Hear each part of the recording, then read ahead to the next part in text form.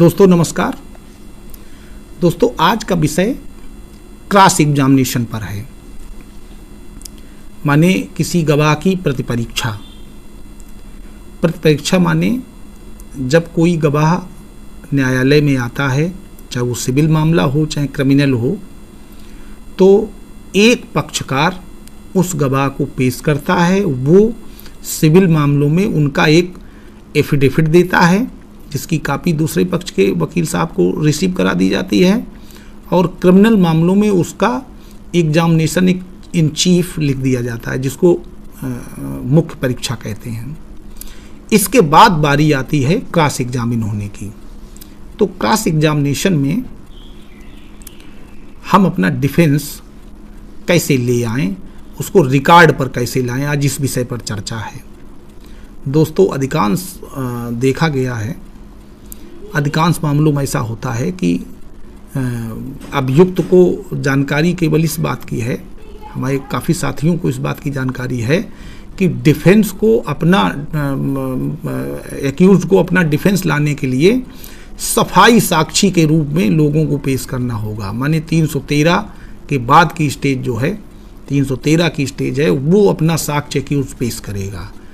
लेकिन हम इसमें एक ऐसी विधि बता रहे हैं या ऐसी विधि की चर्चा कर रहे हैं जो जब प्रोसिक्यूशन एविडेंस चालू होगा, साक्ष्यवादी चालू होगा, साक्ष्यवादी में ही डिफेंस अपना कैसे लाया जाए एक्यूज की ओर से, इस पर चर्चा करते हैं। दोस्तों जब भी कोई गवाह गवाही देने आता है न्यायालय में, तो जो सेकेंड पक्षकार हैं, माने द्वितीय पक्षकार हैं, पीड़ित पक्ष हैं, वो उससे क्रॉस एग्जामिन करवाते हैं। वो क्रॉस एग्जामिन एडवोकेट के माध्यम से भी हो सकता है और स्वयं वो पक्षकार भी कर सकता है। अगर वो योग्य है, कहता है कि मैं स्वयं करूंगा, तो वो कर सकता है, उसको कहीं रोका नहीं गया है। लेकिन अधिकांश मामलों में जहाँ कोई एडवोकेट नहीं अपीयर करा पा रहा है, इतनी फीस नहीं करे पा रहा है व्यवस्था, तो उसमें फिर जो सरकार की ओर से एडवोकेट नियुक्त किए गए हैं निर्धन लोगों को सेवा देने के लिए, उनको अपीयर करा दिया जाता है, वो लोग करते हैं। क्योंकि अपने भारत में शैक्षिक रूप से इतने कमज़ोर लोग हैं कि वो कोर्ट में अपना प्रेजेंटेशन नहीं कर पाते हैं। तो दोस्तों उस स्टेज में जब आपको क्रॉस एग्जामिन करना है, तो आप अपने डिफेंस में जो भी डॉक्यूमेंट हों उनको क्रॉस एग्जामिन करते समय मार्क करा देना चाहिए। जैसे कोई गवाह ये कहता है कि मैं कानपुर में इस पते पर रहता हूँ या सो एंड सो एड्रेस पर रहता हूँ, और आपके पास उसी गवाह का दूसरी जगह के एड्रेस का प्रमाण आपके पास मौजूद है, पत्रावली में नहीं है, आपके पास है व्यक्तिगत रूप से। तो जैसे ही वो ये बात कहता है कि मैं वहाँ रहता हूँ, उसने पता लिखाया है, तो आप उस डॉक्यूमेंट को वहीं कोर्ट रूम में उसको दिखा करके कि ये डॉक्यूमेंट आपका पता लिखा है, इसमें ये डॉक्यूमेंट, इस डॉक्यूमेंट में जो पता लिखा है वो भी तुम्हारा पता है, उसका हाँ या ना जो भी आता है वो सुन करके आप उसमें आगे लिखाएं कि वो डॉक्यूमेंट गवाह को दिखाया गया और जिसको मार्क ए, बी या जो भी सीरीज पे आ रहा हो किया गया और पत्रावली में दाखिल कर दिया गया। तो इसका अर्थ ये हुआ, फिर एक सजेशन भी दे दीजिए कि मेरा कहना है कि आप अपना गलत पता बता रहे हैं और झूठ बोल रहे हैं।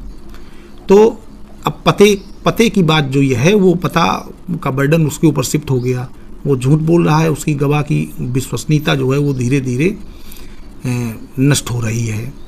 और बाद में जिस विभाग द्वारा वो जारी किया गया है, उसको आप वहाँ अपने सफाई साक्ष्य लाते समय साबित करा सकते हैं।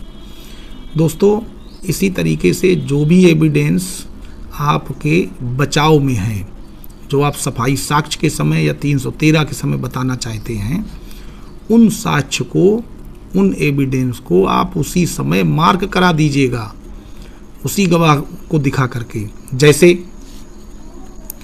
जैसे आपको उस दिन, जिस दिन कोई घटना घटी है, उस घटना वाले दिन गवाह कह रहा है कि मैंने वहाँ देखा था, और आपका जो क्लाइंट है या जो एक्यूज्ड है वो उस दिन कथित घटना वाले समय उस स्थान पर नहीं था जहाँ कोई घटना घटी है। वो व्यक्ति वहाँ से 200 किलोमीटर दूर था। तो 200 किलोमीटर दूर था, अगर वो किसी होटल में था, अगर वो किसी सिनेमा हॉल में था, अगर वो कोई नौकरी कर रहा था, तो वहाँ पर उसके उपस्थित होने का जो भी प्रमाण आप मंगा सकते हैं, उस प्रमाण को आप उसी समय ऑन स्पॉट उससे क्रॉस एग्जामिन करते समय मार्क करा दें और उसको सजेशन दे दें कि आप झूठ बोल रहे हैं। तो दोस्तों, इस तरीके से जब आप क्रॉस एग्जामिन करेंगे तो गवाह बिल्कुल टूटता चला जाएगा।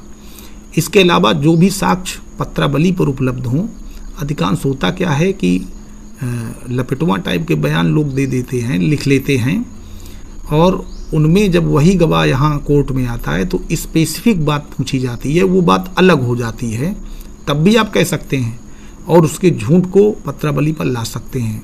और अगर ऐसे झूठ आप पत्रावली पर लाते हैं, सही सजेशन देते हैं, तो ये बात आपके फेवर में जाती है, जो ऑन रिकॉर्ड आ जाती है, जिसका लाभ एक्यूज्ड को मिलता है और एक्यूज्ड बाद में एक्विटल हो जाता है।